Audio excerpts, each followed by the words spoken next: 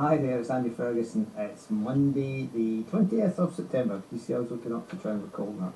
All you people that are interested in NLP will be going, I know what he was doing there. He was looking up to catch something. Anyway, good afternoon, or morning, or evening, or wherever you are. Hello and welcome. This is called Stream of Consciousness, and this is me responding, I think, to what a number of people have been getting in contact with. I've been very pleasantly surprised by the number of people that have responded through private messages to these broadcasts, or live casts as I've decided to call them. It's obviously resonating with a number of people, and people are enjoying the questions and thought streams that I'm putting out there. Thank you for the feedback. Thank you for sharing your stories. Thank you for getting involved. And for those that are coming to meet me in Lithgow, I'm looking forward to it. It's fantastic. 18 months since I decided to put what was vitally important at the centre of my life.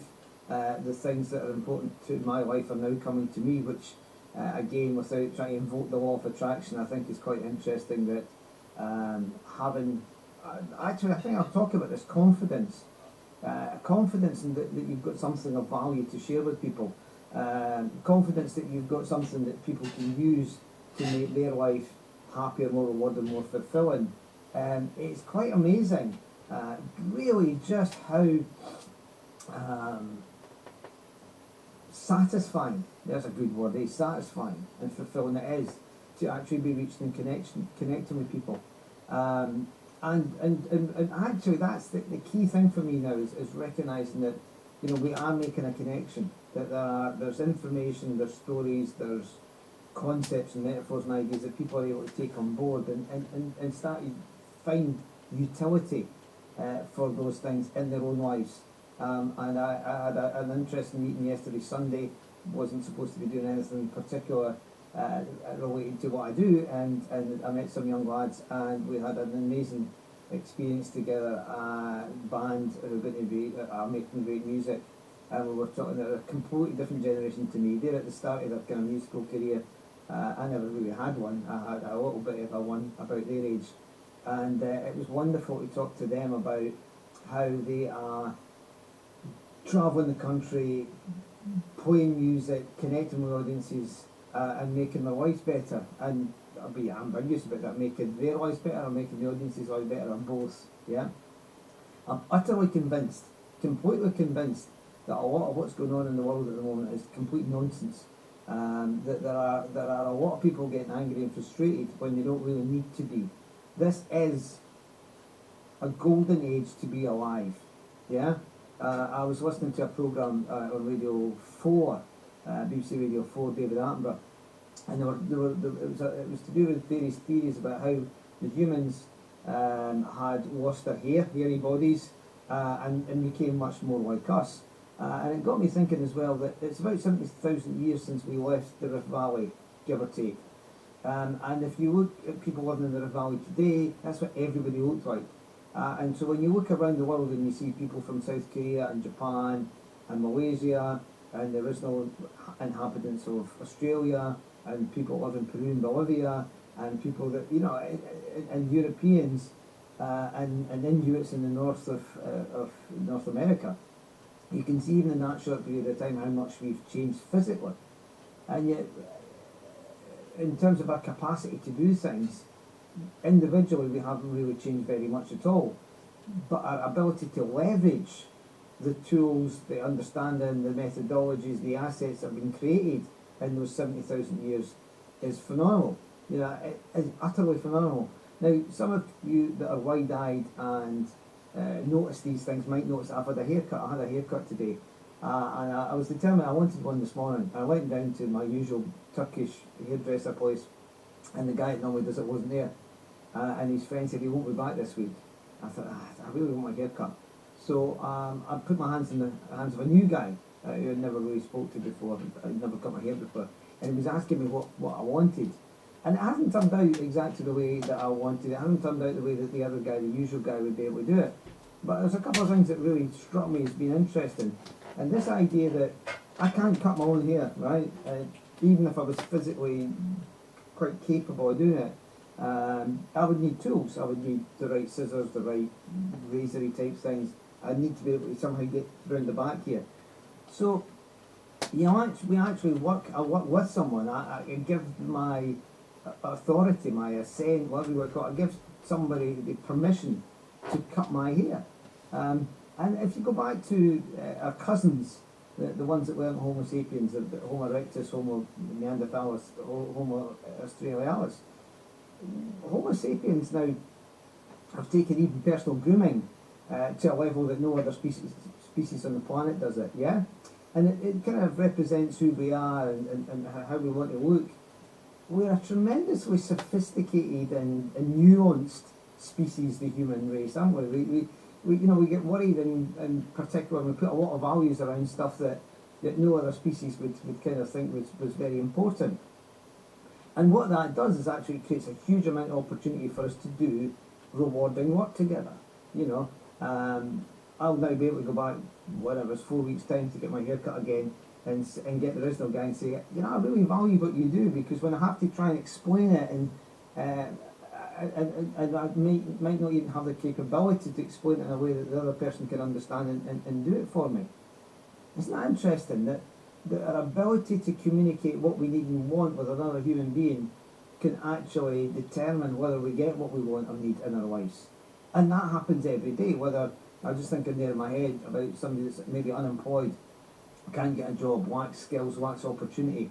How does that person communicate their desire to be able to live a happy, rewarding and fulfilling life? Communicate their value to someone else so that the other person might get that and want to help them or do business with them. How do you do it? How do I do it? How do we communicate to other people that, hey, you can trust me? I'll keep coming back to this and back to this and back to this, but there are 6 stages. I'm now thinking of calling them phases that we go through in our lives if we live a long life. The first stage is the helplessness stage. When you're first born, you basically need your mother to wipe your arse. You can't do anything for yourself. You can ingest food if or milk if your mother feeds you, and if she cleans you, you stay clean. And this is the key thing about humans, is that we are immature for a very long time. We are unable to support ourselves or create value for other people for a long, long time. And we can take on that role of being dependent on others every moment of every day. When I get my hair cut, I have to depend on somebody to cut my hair. I have to depend on somebody to make my clothes. I'm not capable, literally not capable of making my own clothes. I wouldn't know how to begin to farm cotton, gather it, tease it, put it in the strands and then weave it. That's beyond my ability. So my ability to clothe myself requires that I go out and find some other way of doing meaningful work for someone else who values it to give me money so I can go into a shop and buy it. But by the way, if there wasn't a whole infrastructure there to manufacture those clothes through growing them in industrial processes to grow cotton or wool or synthetic materials to go and put pipelines into the ground to get oil out, and then to break that down through catalytic conversion and big oil works to produce hydrocarbons that get turned into nylon and polyurethane to get turned into clothes. You and I, we live in a world where we're pretty helpless most of the time. If you take milk in your tea or coffee, sure as hell bet you didn't go out and milk the cow yourself, right? And you certainly didn't rear the cow, and you certainly didn't build the infrastructure to keep that cow safe from theft and predators and things like that. One of these days I'm going to go and make a film up between where I was now and where I was last week, up towards Glencoe.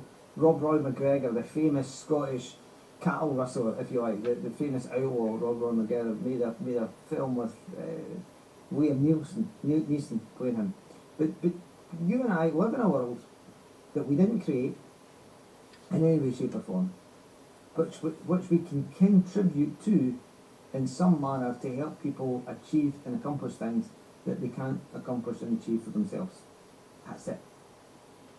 And my argument is, if you can understand why that is really valuable to someone, and if you can communicate the value towards someone so that they can understand it, you can do meaningful, rewarding work and be rewarded for it. So I want you to think about that this week. What is the meaningful reward in what you can do that helps people do something that they can't do for themselves? And how do you communicate that real value to them? You might run a business, you might be a doctor, a surgeon, one of those. You could be a small business owner, you could work in a small business. But effectively, when you get up in the morning, you utilise things that other people have produced based on ideas that have been developed over centuries. In a society that's formed to be what it is today, in such a manner that we effectively plug in to a huge amount of resource and assets that most of us take for granted most of the time, because what we see is what I don't have, instead of recognising that, wow, you've got so much more than most of the people that have ever lived on this planet at any time, and probably a good deal more than most people who are living currently, because billions and billions of people don't have access to clean water, regular nutritious food, uncontaminated air. The number of people in China that are breathing foul air because actually the stuff that we utilise in our lives here in the West, we want them as cheap and easy as possible. And I was thinking about this idea that we commoditise our lives. As you know, I've got an offer out to take 10 students through the whole one intention process. I've got 2 people signed up at the moment, still with these 8 places. And I was emphasising in the last live cast that, you know, I have got a figure in mind what I think the value is of, financially. And I'm willing to discuss that and work through that and work out how that can be accommodated. But I still refuse to put an exact figure on it and commoditise it, because I think the worst thing that can happen to us at the moment is that we become commodities, that we see everything with a price tag on it, and that price tag is the same for everyone, and it's we know what the price is before we even talked about what the value is. Because we are heading down a spiral, a path that we have to get out of, which is that things are just, they're just the way they are, aren't they? We don't think about things. We don't consider what the real value of something is. We don't understand what the value is to us and what the cost could be to someone else. So this week, as well as thinking about failure and thinking about all the other things that we've talked about over the last 2 or 3 weeks since we started doing this, we really want to start thinking about what is it that we value and what are our values, and how do those things actually close together. What we value and what our values are. And what you see is that a lot of the values that we have are valuable, and they come at a cost. You know, peace in our time, rules that keep things working for us, impose limitations on us and others. But why are those, and what are those necessary rules and conditions and constraints that allow us to express ourselves and find ourselves and trade value between each other and support one another and entertain one another and inspire one another and encourage and empower one another? Because we are building this new society that isn't 130 people, which is what we're designed for. When we were tribes in the East African savannah and in a valley 70,000 years ago, we tended to have tribes about 130 people, and that's how many people we have built to kind of have relationships with and understanding. Some are very deep and some are a bit superficial. But now in a media age where we're connected or potentially connected to so many people, and that means that we're connected through ideas and geography and interests and identity and intellectual groupings, and we're having to redefine who we are and what our relationships with other people is and other things are. And so what I really want to talk about this week is what's valuable to us, what's valuable to some of us, what's valuable to all of us, and how we can actually live a happy, fulfilling and rewarding life by really understanding what we value and what other people value, and how in understanding that we can have meaningful transactions and relationships that make our world a happier, more rewarding, more fulfilling and safer and sustainable place for more of us and more of us and more of us, and how we can equip our children and the generations to come to deal with the mess that we create as we try and get things right for us and cause unintended consequences. because again, that's something I really want to highlight, which is that even when we do the right things for the right reasons, because of the way the complex nature of the world is, sometimes we cause things to get worse. And that's not because we had bad intentions, we actually had a good intention, but we didn't have the whole picture. And so as we move forward, we actually cause future challenges and disruptions and difficulties for the people that come after us. So how can we present ourselves not as being, you know, the saviours and the people who've got the right answer and got all the right answers and got the real value?